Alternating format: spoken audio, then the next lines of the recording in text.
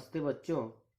पिछली कक्षा में हमने अध्ययन किया अवतल दर्पण द्वारा प्रतिबिंब की रचना एवं चिन्ह परिपाटी। आज हम अध्ययन करेंगे गोलीय दर्पण की वक्रता त्रिज्या और फोकस दूरी में संबंध। तो गोलीय दर्पण की वक्रता त्रिज्या और फोकस दूरी में क्या रिलेशन होता है, आइए अध्ययन करते हैं। तो मान लो एक्स वाई एक दर्पण है। ये एक्स वाई एक अवतल दर्पण है। यह इस अवतल दर्पण का मुख्य अक्ष ध्रुव P, वक्रता केंद्र C और फोकस F है। माना एक अवतल दर्पण एक्स वाई है जिसका ध्रुव P, वक्रता केंद्र C और फोकस F है। अब मान लो मुख्य अक्ष के समांतर एक किरण AB दर्पण पर आपतित होती है। मुख्य अक्ष के समांतर AB किरण दर्पण पर आपतित होती है और परावर्तन के पश्चात वह मुख्य फोकस से होकर चली जाती है।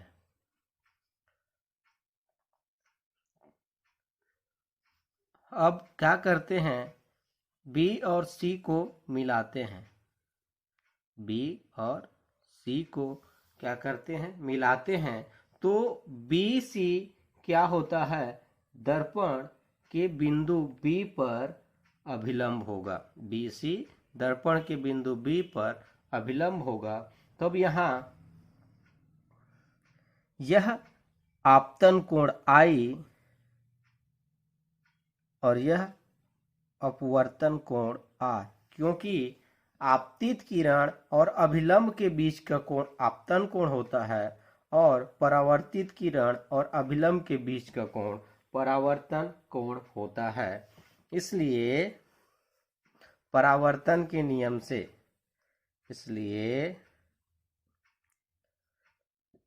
परावर्तन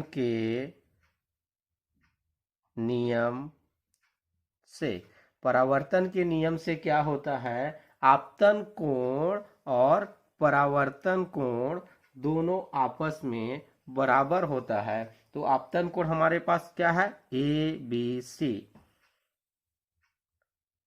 आपतन कोण बराबर होता है परावर्तन कोण के। तो हमारे पास आपतन कोण क्या है, कोण ABC। कोण ABC इज इक्वल टू क्या हो जाएगा, कोण CBF। यही है ना परावर्तन कोण। तो कोण CBF ये परावर्तन के नियम से हमको मालूम है। यह है मान लो समीकरण नंबर 1। अब चूंकि जो AB रेखा है और PC दोनों एक दूसरे के समांतर हैं, AB और PC दोनों एक दूसरे के समांतर है और BC इन दोनों को मिला रही है। AB समांतर है PC से के और BC इन दोनों रेखा को मिलाती है। इसलिए क्या हो जाएगा, कोण ABC इज इक्वल टू कोण BCF। कोण ABC बराबर कोण BCF। ये भी एंगल भी क्या बनेगा, I, एकांतर कोण से। कौन से कोण से, एकांतर कोण से। ठीक है, तो ये हो गया मान लो हमारा समीकरण नंबर 2। अब आइए आगे देखते हैं। समीकरण 1 और 2 को अगर हम मिलाएं तो समीकरण 1 व 2 से ये दोनों कोण ए बी से के इक्वल हैं, इसलिए दोनों भी आपस में क्या हो जाएंगे, इक्वल हो जाएंगे। तो कोण C B F is equal to कोण बी सी एफ। कोण सी बी एफ बराबर हो जाएगा कोण बी सी एफ के, क्योंकि आपतन कोण और परावर्तन कोण बराबर होता है और ये आपतन कोण का एकांतर कोण है, इसलिए ये वाला एंगल इस वाले एंगल्स के इक्वल होगा। पुनः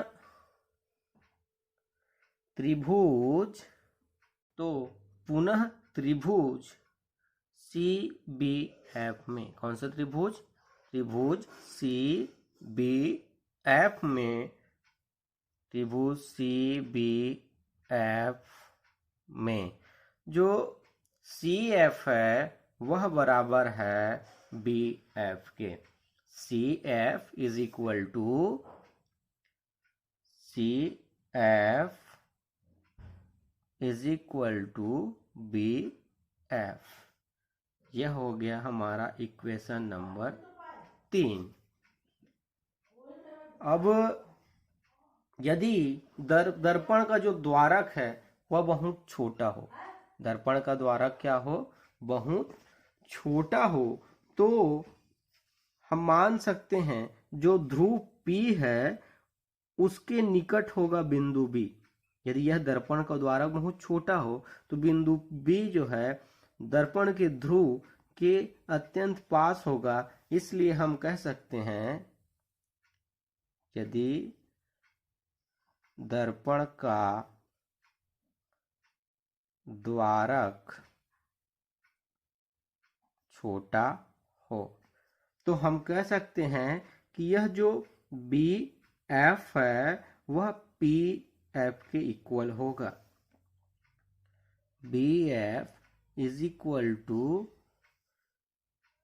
पी एफ, मान लो लगभग हो गया। फिर यदि दर्पण का द्वारक छोटा हो तो ये जो बी एफ त्रिभुज की भुजा बी एफ है वह पी से ध्रुव से फोकस दूरी के बीच के बराबर होगा, अर्थात B F is equal to P F.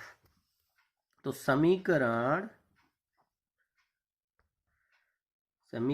ये 3 है, 3 में हम बी एफ के स्थान पर मान रखने पर, समीकरण 3 में मान रखने पर, तो समीकरण 3 में आइए मान रखेंगे तो हमको क्या वैल्यू प्राप्त हो जाएगा, C F is equal to हो जाएगा, अब बी एफ के स्थान पे हम क्या रख रहे हैं, पी एफ, पी एफ। तो पी सी और P F is equal to क्या होता है, आइए डायग्राम से देखते हैं। पी सी, पी और सी अर्थात वक्रता केंद्र और ध्रुव दोनों के बीच की दूरी क्या होती है, वक्रता त्रिज्या अर्थात आर, और आपतित किरण के विपरीत दिशा में है इसलिए क्या हो जाएगा -r। और पी एफ यह क्या है, फोकस दूरी है, और फोकस दूरी भी क्या है, आपतित किरण के विपरीत दिशा में दूरी मापी जा रही है इसलिए ऋणात्मक होगा।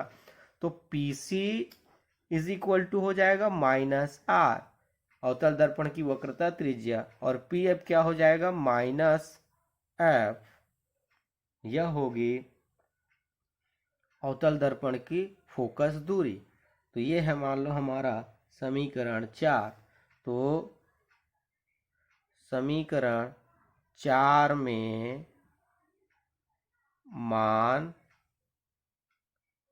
रखने पर, समीकरण 4 में हम मान रखेंगे तो क्या हो जाएगा, पीसी के स्थान पर -r is equal to 2pf के स्थान पर 2 और -f। तो -r is equal to -2f, दोनों साइड माइनस है तो ये दोनों माइनस एक दूसरे को क्या कर देंगे, निरस्त कर देंगे, और r इज इक्वल टू हमें प्राप्त हुआ 2f, इसलिए f इज इक्वल टू हो जाएगा r/2। तो गोली दर्पण की वक्रता त्रिज्या और फोकस दूरी में क्या संबंध होता है, अवतल दर्पण के लिए f is equal to r/2। अर्थात अवतल दर्पण की फोकस दूरी उसकी वक्रता त्रिज्या की आधी होती है। अवतल दर्पण की फोकस दूरी उसकी वक्रता त्रिज्या की आधी होती है। धन्यवाद।